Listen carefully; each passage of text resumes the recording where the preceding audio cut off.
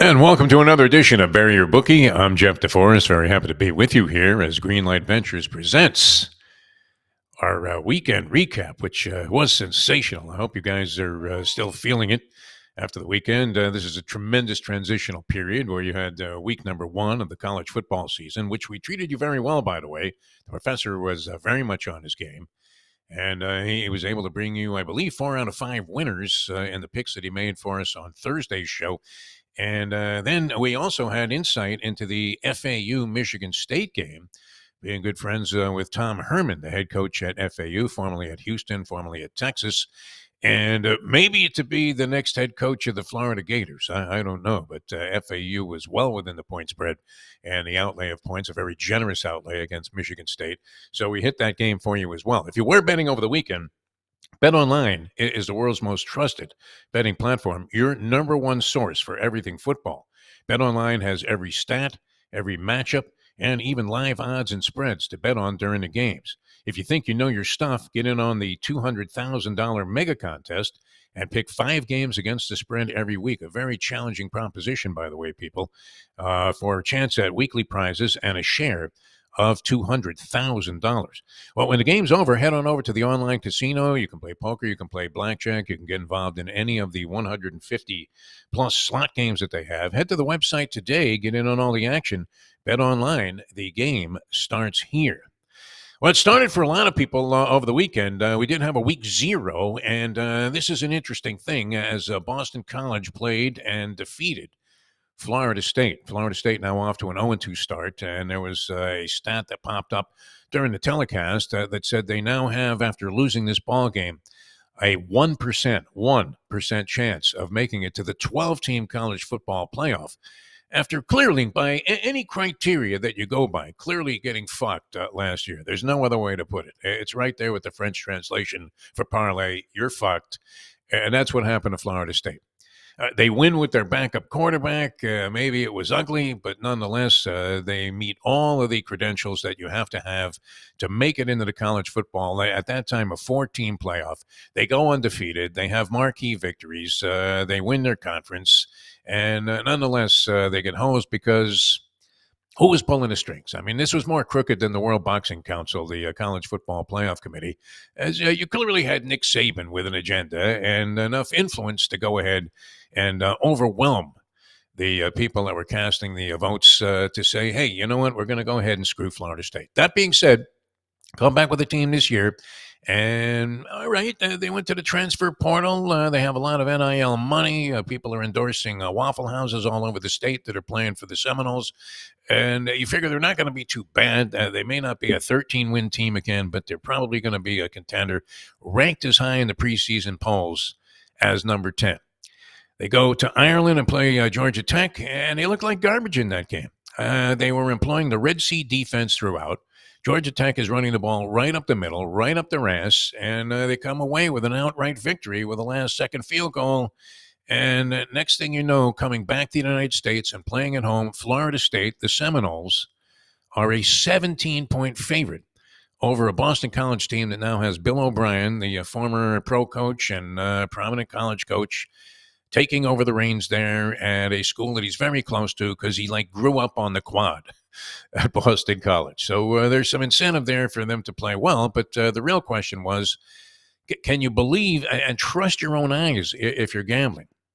I have a neighbor. He's always a guy I run into when I'm walking my dog. And he literally, I was thinking about it yesterday. He looks like the epitome of death. Looks like one of those guys. I don't know if people are familiar with the movie Papillon. It's a classic, and Steve McQueen is the star, and he's in solitary confinement under the cruelest of conditions. And every once in a while, they have everybody stick their head out the door, and the guy turns to the cell next to him, and he says, "How do I look?" And clearly, the guy looks like he's on his last day on the planet. And the person would turn, the other prisoner would turn and say, you look great. Teeth are falling out. Doesn't matter. This guy is always disheveled. He has like a 3-day growth, tattered shirt. It looks like somebody that just slept in the trunk of his car for the last couple of days. And I'm thinking, wow, that's the epitome of what every Florida State Seminole fan looks like right now. because 0-2. And why don't you trust your own eyes? This is one of the great principles in gambling. Just trust what you see. We saw just a ridiculous amount of yardage being given up by missed tackles and runs right up the middle in the Georgia Tech game. And they come right back against Boston College and do the very same thing again. I'm not a big fan necessarily of this slogan, but our good friend Henry from No Filter has laid it out there, and it's kind of stuck in my head. He was talking about a Giants game against the Marlins a couple of weeks ago that we might have had some action on. And he said, wow, can you believe that these guys just shit the bed like that? And that's what happened yesterday with Florida State. So if you were betting on Florida State after witnessing what you saw in week number 0 into week number 1, and you were willing to lay 17 points, yeah, you're going to end up looking like my neighbor there. You're going to end up looking like one of the zombies in the Night of the Living Dead. Just straight like Ratso Rizzo on steroids. Everybody's talking at me, and you end up talking to yourself. So be careful. Trust your instincts, people. That's what this message is all about. When you see a team that really looks like they're absolute garbage, and they're coming back the next week as a 17-point favorite over another club that isn't a total disaster, even though they haven't been necessarily anything special. I think the name, image, and likeness money that Boston College has to spend is in John Blutarski-like proportions. A lot of movie references here so far on Bury Your Bookie. But 0.0, they don't have any money to spend on these players. So, yes, that doesn't stack up well against the Florida State Seminoles, but you had to consider that what you had just witnessed the previous week was likely to happen again, and it did. That being said, I've been living in Florida for over 40 years, and there was always a big argument doing sports talk radio for many, many years as to who had the best team in Florida. And this was at a time where the University of Miami, Florida State, and the Florida Gators were all top 10 or top 15 contenders, and they played each other on a regular basis. And there was this whole big thing about a state championship, and that doesn't exist anymore because of the financial brick walls that you run into when it comes to making these matchups. It wasn't necessarily beneficial for the Gators to continue to lose to the Hurricanes when they were very good. And so they suspended that series, and it only pops up occasionally. And it happened again over the weekend. And we were agonizing over how much into the equation we would factor in the Mario Cristobal factor. And that is that this was a coach who had made, and we talked about it a lot last week on the program. This was a coach who had made the most atrocious coaching decision that we have seen. One so inexcusable that his contract should have immediately been placed by the athletic director in the shredder and disappeared for a lifetime. Pay that man his money, as they said in the movie Rounders. Pay that man his money and get him the fuck out of here because that's inexcusable. That's something that if you saw in the Little League World Series, you would have called and demanded the coach's dismissal, immediate dismissal and departure.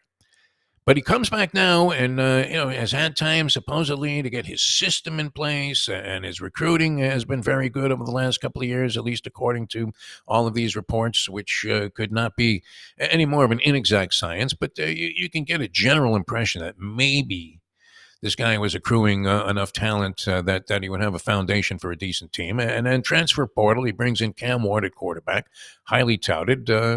Is he a Heisman Trophy candidate? He probably was after week number 1. But when he torches the Gators for 385 yards, that game, surprisingly, and I thought really the only negative there, two things were going against the Hurricanes in that game. One was they were playing in the swamp, which I'm not sure if it's top 10 in the country in terms of intimidating places to play. But there's a huge hillbilly factor there, which is one of the problems. I mean, you have guys literally that are taking their homes off of the blocks and trailering them all the way to the ballpark there and then just setting up in the tailgate. It's a very intimidating atmosphere at the University of Florida playing in the dreaded swamp. And Miami goes in there with the degree of uncertainty that goes along with a Mario Cristobal coach team. Like, is this guy going to find a way to fuck this up? Billy Napier, on the other hand, was a fair-haired boy in the early stages of his tenure at the University of Florida, and now there's even talk of the return of Urban Meyer. Is that far-fetched, people? Would you bet on that? the return of Urban Meyer to the University of Florida. I'm not sure. I'm thinking maybe our man Tom Herman becomes a candidate there. Tom Herman, of course, the coach at FAU, and as we mentioned, I mean, right there in the opportunity to win at Michigan State. He's done that before, and maybe a team to watch a little bit this year. Maybe our intel on FAU what was actually accurate, that watch out for these guys. They're going to be okay. They play Army this week, and they are laying 2.5 points to Army at home at Florida Atlantic University. A game of obscurity, you would say, except for the fact that we're all betting our brains out on everything. So it's right up there with the matchup of Texas and Michigan in terms of marquee value, if you happen to be betting. But yeah, I mean, the University of Miami, that was a big argument for many, many years. The University of Miami, where do they stack up against Florida and Florida State? And it's really almost unimaginable to say that they're light years ahead of both of them after trouncing the Florida Gators on the road and then watching this garbage that Florida State has been for the first two ball games of the season, essentially ending their season and hoping maybe to get a bid later on to the Emerald Bowl. But if you're a disheveled wreck and you happen to be a Florida State or a Florida Gator fan, we can appreciate that. Looking very much like my neighbor out there walking his dog, as if you would only describe it as death warmed over. Prohibitive favorites, betting prohibitive favorites, something we talk about quite a bit here on Bury Your Bookie, where somebody is willing to put up $2,000 to win $100, and you're risking the $2,000. Essentially, you're playing into a 1 to 20 shot, which even Secretariat in the Belmont Stakes in 1973. I don't know that he was 1 to 20. But yeah, I mean, and think about this: if you lose that proposition once, you have to win 20 more to get back to the point where you're even. You have to win your next 20 bets. Does it happen often where you have these monumental upsets in cases where there are lopsided odds one way or the other? Yeah, okay. Buster Douglas probably was the last great example, 45 to 1. There have been others. But we mentioned this in regard to the U.S. Open, that look for upsets, especially in the first and second round, and there were many of those, but I don't think any were as astonishing as Bodek van de Zandschulp, the Dutchman, the Flying Dutchman, we'll refer to him from now on, Von Schlepp, or whatever his name was, knocks off Carlos Alcaraz, and you had to lay 2,000 to win 100 on Carlos Alcaraz if you were betting that match. 2,000 to win 100. And I would imagine some people thought, wow, this is such easy money. It's incredible. Let me just take advantage of this. And I put up 20,000 to win a dime, figuring to go out and have a nice dinner with that. And the next thing you know, they're stuck 20 grand. Because Van de Zandschulp ends up winning, not only winning, but winning in straight sets, monumental upsets. You have to be careful. I don't know how these phantom plungers can live with themselves, because the one loss, maybe you're looking for that as part of the whole gambling psyche of being involved strictly in self-sabotage, where one loss is so devastating, such a setback, you now have to win your next 20 in a row, and it also comes at a time where your confidence has been busted down to sub-zero. That happened with Djokovic also. I think he was you had to bet 1,000 to win 100 on Djokovic in the match where he was upset by Alexei Poprin. So that was all going on over the weekend, and it just lent itself to the whole premise about really don't ever take a shot with odds that are exorbitant to win a small amount of money by risking a large amount. You really need to kind of reverse your thinking there, people. And a lot of people are, in the sense that they're overdoing it by betting these 20 component parlays where you're going to bet $5 to win 300,000. That's how FanDuel and DraftKings are getting rich, people. By the young people out there that are especially enamored with the idea, and they only tell you about the guys. You ever see guys losing in those commercials for casinos? I'm sure everybody around the country is getting bombarded by casino come-ons and commercials. You never see the people that are crawling out of there on their hands and knees, busted out completely. Can't even afford a hot dog from the guy that has the cart outside that sells them at a discount. You don't see that. So, yeah, I mean, the more you complicate things, the more likely you are to end up on the losing end. So, but still, the theory would be you want to always try to bet this is why the racetrack is great. And by the way, close of the Saratoga meet, it was a really ugly sea of chalk for the most part, but then started to open things up maybe the last week here. We saw some bombs come through. But yeah, I mean, the closing of the racetrack, and that's where you can bet a small amount of money to win a large amount of money, especially with these exotic sequences that have taken over the game, which are a lot of fun, and it puts the small bettor in there with a shot to maybe make a major score. That's not happening if you're going against the grain and you're one of those people that thinks, okay, it's almost like assuming after you see 16 straight blacks have been posted on the roulette wheel board, and you're thinking, oh, God, this has got to be red. No, it's still a 50-50 arbitrary chance. And if you're betting into 1 to 20, you're pretty much going to be separated from your money. Speaking of which, the hot dog eating contest on Netflix, serious Kobayashi bias there. I mean, did they not want you to know that Kobayashi was a shot fighter? That this was a guy who was finished, that he wasn't even capable of eating a couple of cubes of tofu. Although he made a decent account of himself. 63 hot dogs consumed in 10 minutes would be enough probably to have won almost every one of the Nathan's hot dog eating competitions that he captured over the years where he was the dominant force in competitive eating. Is it really a sport, by the way? I'm not sure I want to qualify it as a sport. It's kind of like the argument about, is pro wrestling a sport? Nah. This may be more viable. Is golf a sport? Better argument you can make for golf than you could for competitive eating. But it does take some kind of body and mind control. Kobayashi has been a shot fighter for a long time. He was destroyed by Joey Chestnut. This was a mismatch of gigantic proportions going in on Labor Day. Very appropriate. I hope everybody had a chance. I was almost tempted. I'm not a big hot dog eater anymore, but almost tempted to bite into a dog. I opted for the burger instead. And you could have gotten a price on that. But there was no way that Kobayashi was beating Joey Chestnut in this competition. And on the broadcast, it seemed like they had stacked the audience with a huge Japanese contingent.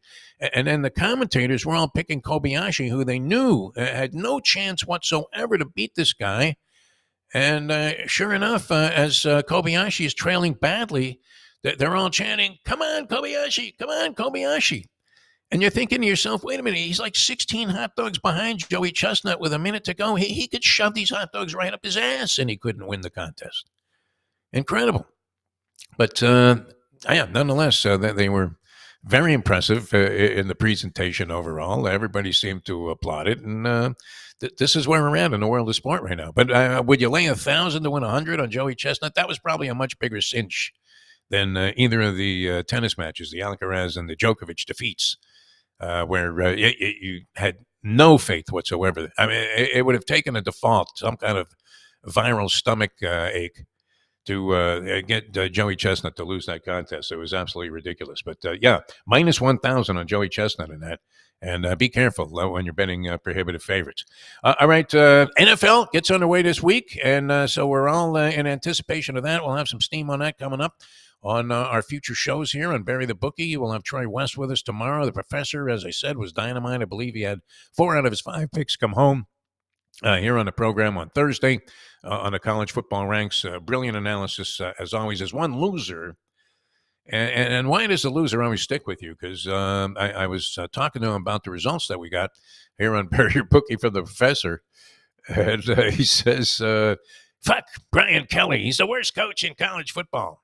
Brian Kelly, of course, the coach at LSU, which ended up on the losing end of I think it was 27-20, the final there against USC, a team where you're thinking, geez, when is Lincoln Riley finally going to get this thing going? He had Caleb Williams last year, and I think with the professor, the reason that he was so upset to lose to USC is because he now despises USC, and it goes back to a game where they appeared to be in a commanding position, somehow screwed it up. And I remember I was at an Italian restaurant watching a game with the professor.